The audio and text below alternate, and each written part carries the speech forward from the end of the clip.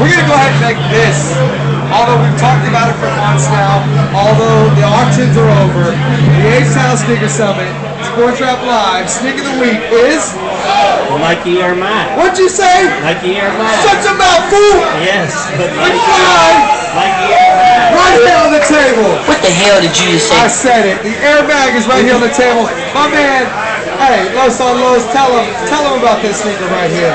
If y'all don't know about it, only 1,500 pairs were released of this sneaker. Private auction. Just blowing for a good cause, you know, Parks deceased Michael J. Fox along with Nike, Tinker Hatfield. You know, Nike donated every shoe that they made specifically for the foundation. You had a bid on them on eBay. I believe it was a 10-day run, 150 pairs per day, and wow. Pretty much whatever you wanted to drop on them. That's basically what it was, though. Now, when did you get in the auction? Tell us a little bit about the process and how this all went down. I heard about the auction maybe like 2 or 3 weeks prior before the whole thing went down, and I was just contemplating. Just about a thing about whether I was going to get them or not, though. I had a little conversation with my lady. She said, of course, you know, she said, but she's more than anything, she's the one that outbid me, so I want to send a shout out to her. She outbid you? She outbid me, so that's why I have the shoes on the table right now. Definitely special shout out to her though for straight up. SLR though. I said that's, you know, put it down for the shoes. So definitely went to good cause. And then I think they had a Twitter trending topic today.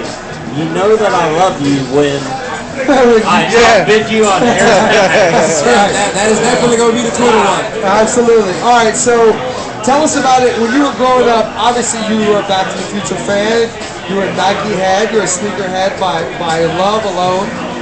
When you heard that these were actually going to be made available, did you get a little goosebumps? Did you get a little excited? Definitely. You know, everybody had I think more than anybody waited a long time to see whether they were ever going to come out or not, though. So it was one of them things that was just brewing. And eventually, when they finally decided to come out with it, it was just like, you know, this is a shoe definitely a must-have. Along with, you know, I'm a big fan of J's, Dunks, Air Force, not Air Force One so much, but Air Max ones. Right. All the other shoes. So it was like this one was definitely a must-have for the collection. Now, Kadoma, I want to hand this to you right now. Tell us a little bit about the features of the shoe. Now, cool. Well, you know, there's some hidden history behind the shoe. This is, you know, it was featured in the movie on a hoverboard, but I think I mentioned in a previous episode, it's called the NikeMAG because it's actually supposed to be magnetic, and there was a slam ball scene. Before slam ball was invented, there was a slam ball scene where some kind of futuristic basketball sport was supposed to be played in these shoes, somewhat like magnets on the wall, but it was too hard to produce the segment. It got cut from it got cut from the movie script.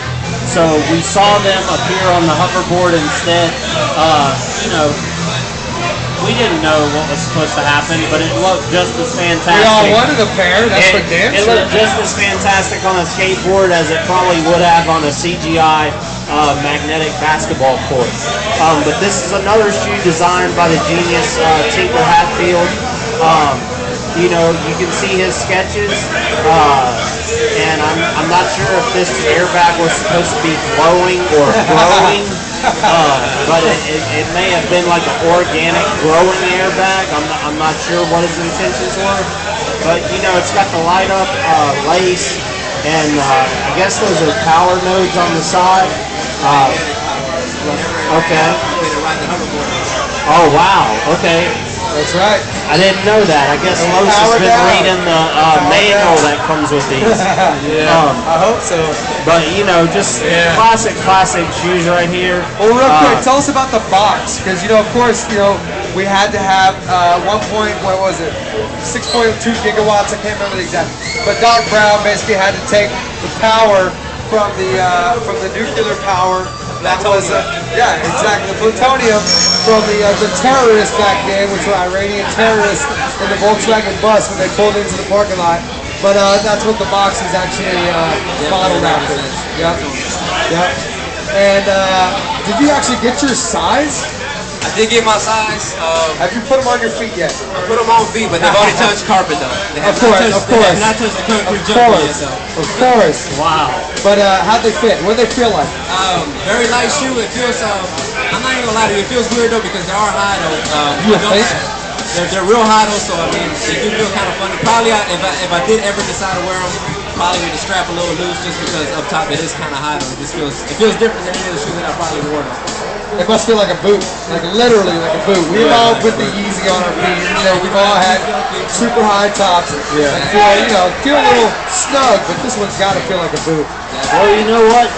Who would have thought, so many years ago when the movie first released that the NikeMAG could possibly be inspired by a Supra Sky Top. That's true. And the NikeMAGs that auto lace are actually a retro. That's very true. These will be retroed in 2015, correct? Hopefully with the power laces. And there's going to be more of a release that everybody can get their hands on.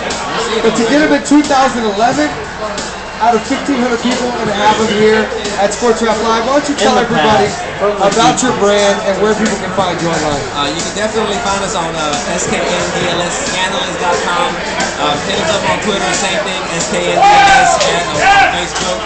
We'll definitely always be big supporters of the Sneaker Summit. Shout out to the Dome for that, though. We'll definitely be out there represented with the brand. We got definitely a new line of T-shirts. Check us out, hats. We got some crew necks and maybe some hoodies coming out pretty soon. So definitely be on the lookout for us.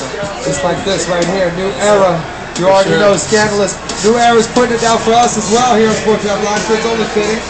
You know what? You come through with the cement print. Loving it, loving it. And we'll see you guys out there in January.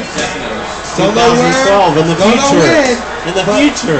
Jump in the DeLorean and you'll find out when and where we'll be on Sports Rap Live. Thank you so much for bringing it out. Tanner and Company, Scandalous in the building. Kadoma, H-Town Sneaker Summit. We're doing it big every week, so. Each and every week bringing you the hottest sneaker news right here on Sports Rap Live, archived on sneakertube.tv. Don't forget to comment, rate, subscribe, and go to sportsraplive.com and check out all the great sports events these guys are doing.